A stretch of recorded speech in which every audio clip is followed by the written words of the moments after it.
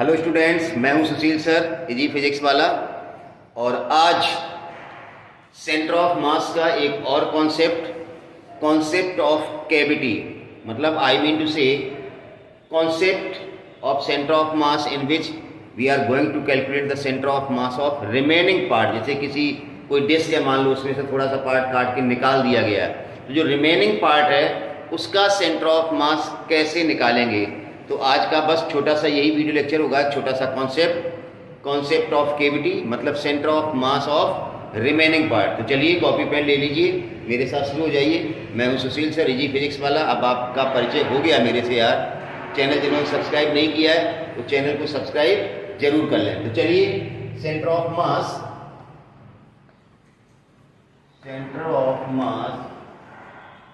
Of remaining part, centre of mass of remaining part मतलब concept of cavity. बहुत ही आसान चीज है। देखिए यहां से क्वेश्चन आएगा। देखिए मास का डिस्ट्रीब्यूशन लीनियर हो सकता है, सरफेस पे हो सकता है और वॉल्यूम पे हो सकता है, ठीक है ना। मास का डिस्ट्रीब्यूशन अगर किसी लेंथ पे है तो मास पर यूनिट लेंथ हमें निकालना पड़ेगा या मानना पड़ेगा मास पर यूनिट लेंथ। एरिया है या सीट है तो मास पर यूनिट एरिया कांस्टेंट रहेगा, या क्यूबिकल या वॉल्यूम डिस्ट्रीब्यूशन ऑफ मास है तो मास पर यूनिट वॉल्यूम कांस्टेंट रहेगा। तो चलिए कॉन्सेप्ट ऑफ केविटी में हम एक छोटा सा एग्जाम्पल ले रहे हैं। जैसे मान लो एक ही क्वेश्चन ले रहे हैं, दो अलग अलग कॉन्सेप्ट से कराएंगे, ठीक है ना। चलिए जैसे मान लो एक डिस्क है,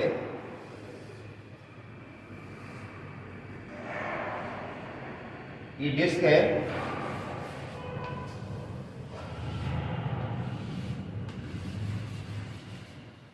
ऑफ रेडियस आर।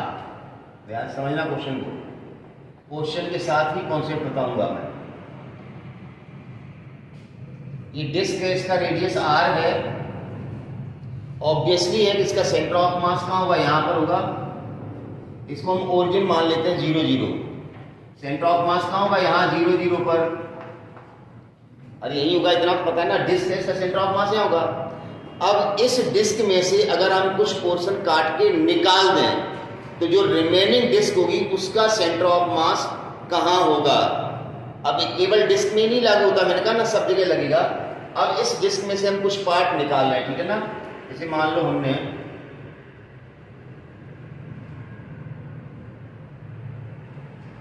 इतना पार्ट, आपको दिख रहा ना ये वाला पार्ट,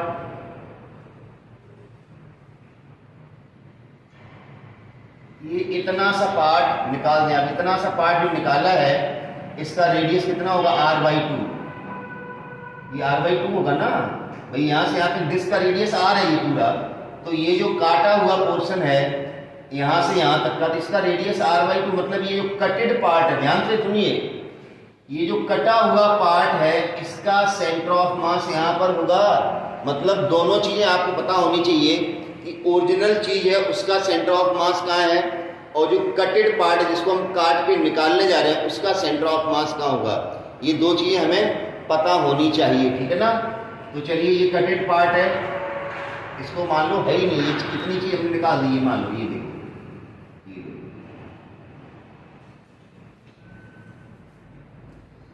पूरी डिस्क में से इतना पार्ट निकाल दिया। अब ये जो बचा हुआ पार्ट है इसका सेंटर ऑफ मास निकालना है, समझ गए ना।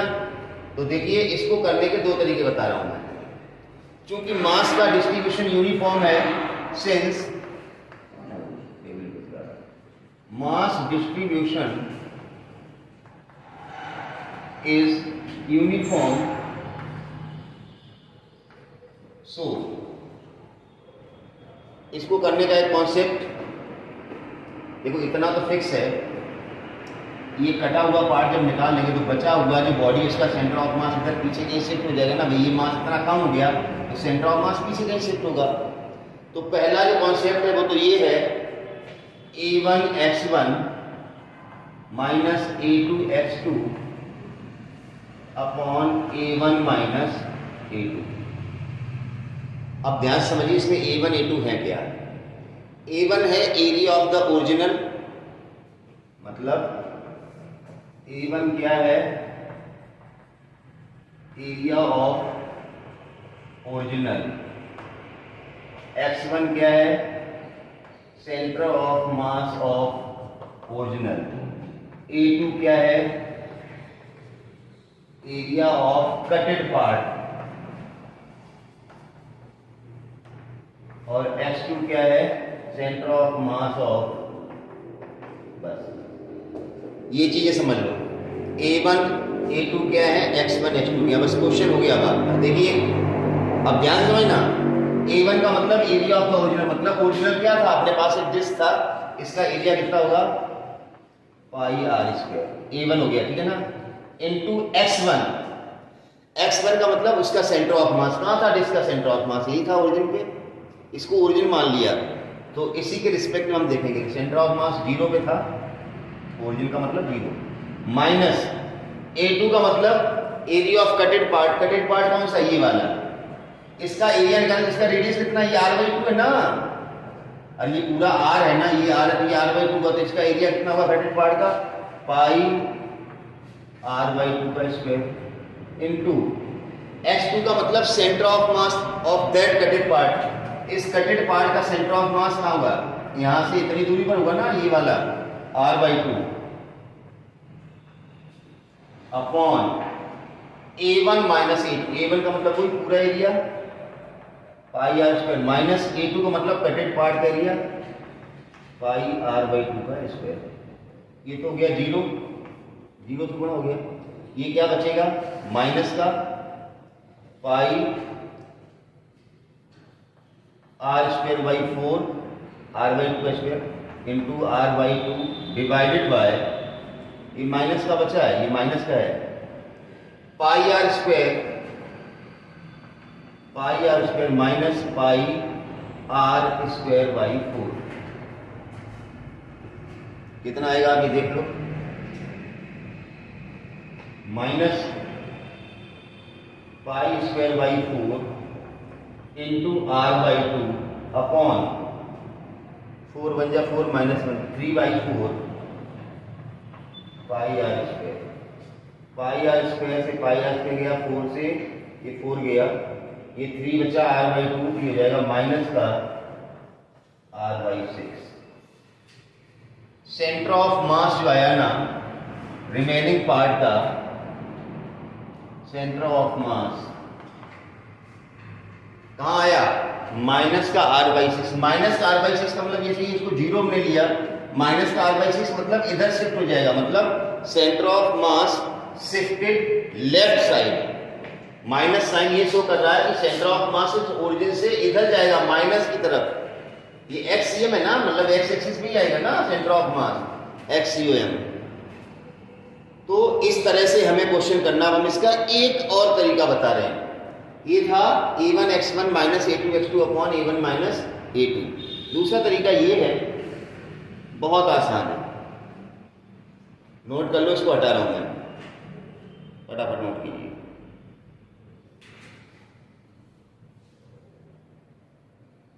हटा दें, चलिए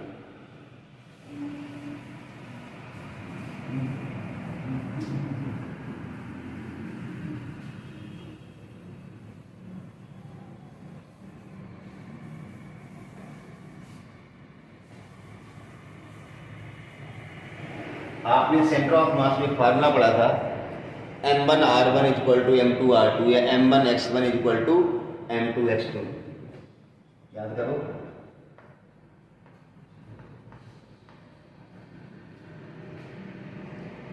मैग्नीट्यूड में बराबर होते थे, वैसे साइन लगा रहे थे, ये अपोजिट होते हैं एक दूसरे के, प्रिंसिपल ऑफ मूवमेंट्स भी यही कहता है। तो यहाँ पर यही फार्मूला लगाएंगे, कटेड पार्ट वाले जितने भी क्वेश्चन आए कॉन्सेप्ट ऑफ केमिस्ट्री, तो m कटेड into x कटेड, m whole लेंगे तो x पूरा लेंगे, मतलब कोई कॉन्सेप्ट है कि आपने दो पार्ट में काट दिया है, ठीक है ना, देखिए m रिमेनिंग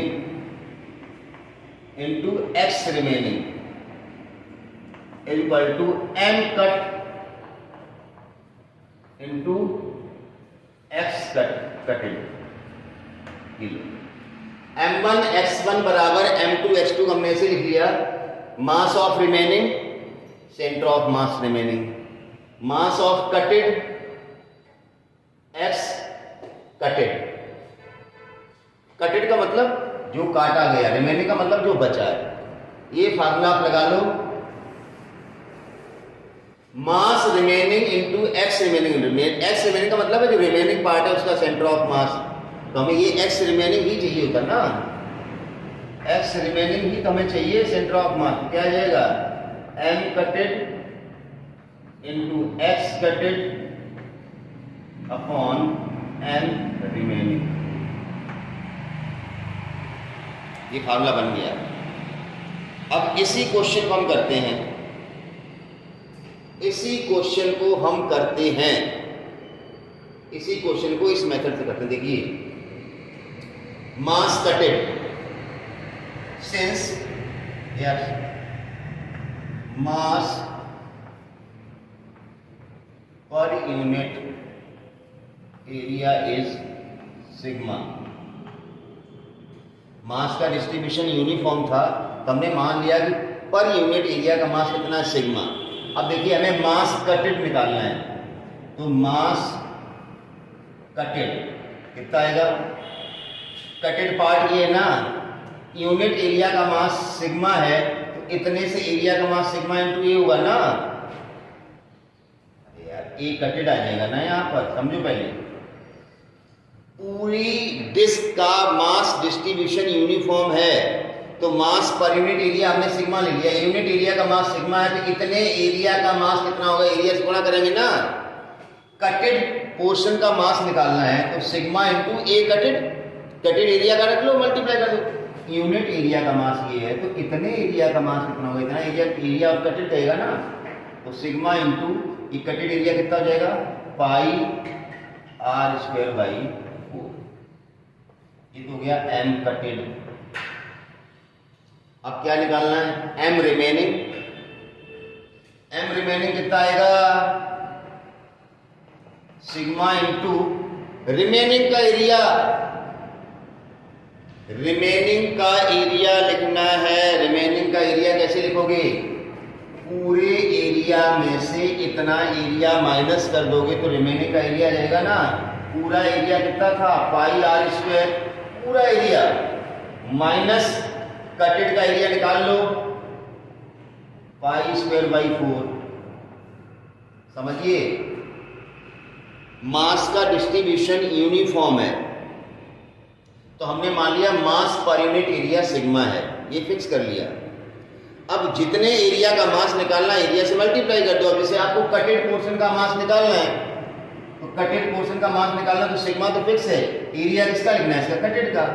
रिमेनिंग पोर्शन का मास निकालना, तो सिग्मा फिक्स है, एरिया किसका लिखना है, रिमेनिंग, रिमेनिंग का मतलब बचा हुआ। तो पूरी डिस्क का एरिया पाई आर स्क्वायर था, उसमें इतना वाला माइनस कर दो, तो रिमेनिंग वाला आ गया। अब ये कितना आ गया देखो, पाई आर स्क्वायर में से पाई आर स्क्वायर बाई 4 जाएगा, तो 3/4 पाई आर स्क्वायर हो जाएगा, sigma into 3/4 pi r square. अब इसमें क्या है, वो कैलकुलेशन इजी करने का तरीका होता है। सिग्मा यहाँ भी, सिग्मा यहाँ भी, पाई आर स्क्वायर बाई 4 यहाँ भी, पाई आर स्क्वायर बाई 4 यहाँ, तो यहाँ कितना 3 बचा, यहाँ कितना बचा 1 बचा। ऐसा समझ लो, कटेड पार्ट का मास अगर 1 है तो रिमेनिंग का कितना हो जाएगा, 3 हो जाएगा। इतना ही तो रिलेशन है ना। देखो भाई, M कटेड upon M remaining, M कटेड upon M remaining करोगे तो ये सब कट जाएगा ना, सिग्मा से सिग्मा जाएगा, इससे ये जाएगा, तो कितना बचेगा, 3 बचा सिर्फ यहाँ पर। बहुत आसान है, यहीं पर कैलकुलेशन निपटाइए। आप एम कट की वैल्यू ये यहाँ डालेंगे, एम रिमेनिंग यहाँ डालेंगे, बचेगा क्या, ये 3 तो बचेगा ना, ये 3 बचेगा। तो आप डायरेक्ट देख लिया करो, इस पूरी चीज को आपने मान लिया, ये पूरी चीज इसमें देखो है या नहीं है, है, सिग्मा है, पाई है, आर स्क्वायर है, 4, तो यहाँ बचा क्या 3, तो यहाँ 3 बचा, यहाँ क्या बचा 1, पूरा पूरा करेगा ना। मतलब कटेड मास को 1 ले लें तो रिमेनिंग मास कितना आएगा 3, बस यही तो रेशियो आएगा ना इनका। ये सारी वैल्यू यहाँ रखने की जरूरत नहीं है। अब एक्स कटेड और देख लो, एक्स कटेड में है क्या, एक्स कटेड, ये एक्स कटेड कितना है, कटेड पार्ट कौन सा है, ये है, इसका सेंटर ऑफ मास कहाँ होगा, r/2 पे। x कटेड कितना हो गया, खेल खत्म, क्वेश्चन खत्म। मैंने क्या बताया था, mass remaining x remaining equal to mass cutted x कटेड। x रिमेनिंग मतलब रिमेनिंग पार्ट का सेंटर ऑफ मास पूछा जाएगा, ये नीचे चला गया। अब हमने मास निकालना तुम्हें सिखा दिया, सिग्मा को एरिया से मल्टीप्लाई कर दो, मास आ जाएगा। अगर यहाँ पर कोई वॉल्यूम वाली चीज होती है, यहाँ वॉल्यूम से मल्टीप्लाई करते तो भी बात एक ही आती, ठीक है ना। मास कटेड और मास रिमेनिंग में रिलेशन देख लिया करो यहाँ पर कि मास कटेड में इतनी चीज आ रही, मास रिमेनिंग में 3 एक्स्ट्रा आ रहा है। इस पूरे को 1 मान लो तो ये कितना हो जाएगा, 3 गुना हो गया ना, ये 1 हो गया, ये 3 हो गया, देखो ना, सिर्फ यहाँ 3 एक्स्ट्रा है। नहीं तो क्या करना है, इन दोनों की वैल्यू आप यहां रखोगे तो भी सब कट जाएगा, 3 बचेगा। तो अब वैल्यू डाल दो, मास कटेड की जगह हमने 1 लिख दिया, एक्स कटेड की जगह क्या लिख दिया, r/2, मास रिमेनिंग की जगह कितना लिख दिया, 3। ये लो क्वेश्चन खत्म, आंसर कितना हो गया, r/6।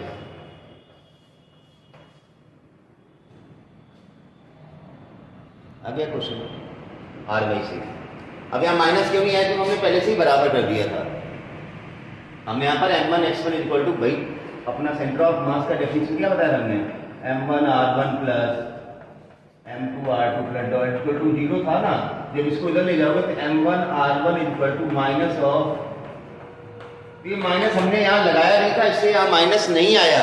अगर आप यहाँ माइनस लगा लो ऐसे करके, ये लो ये लो ये लो, तो माइनस आ जाएगा यहाँ, उसमें कोई दिक्कत है ही नहीं।